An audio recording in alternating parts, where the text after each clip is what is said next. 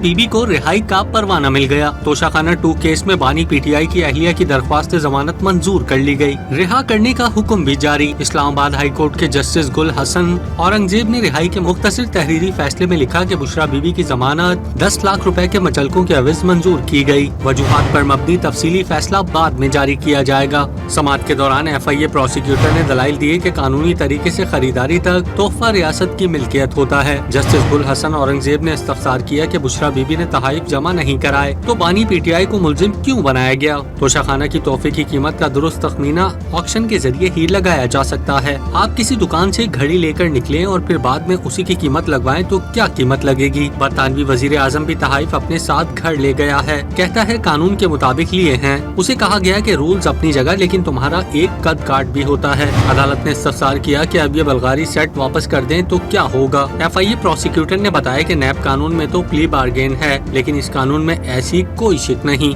अदालत ने दरख्वास्त जमानत मंजूर करते हुए बुशरा बीबी को 10 लाख रुपए का जमानती मचलका जमा कराने का हुक्म दिया। चेयरमैन PTI बैरिस्टर गौहर ने फैसले पर इजहार मुसर्रत करते हुए कहा कि बुशरा बीबी को किसी और केस में गिरफ्तार करना सियासी इंतकाम होगा। अल्हम्दुलिल्लाह आज बेल हो गई है। मेरी रिक्वेस्ट होगी कि हर सूरत बीबी को आज रिहा होना चाहिए, रोबकार होना चाहिए। उसकी किसी और केस में अरेस्ट होना हम समझते हैं ये बहुत ज़्यादा सियासी बुनियादों पे बहुत बड़ा इंतकाम होगा। बीबी बहुत बर्दाश्त कर चुकी है, बहुत सफ़र हो चुकी है। बीबी की रिहाई हर सूरत और बहुत ज़रूरी है।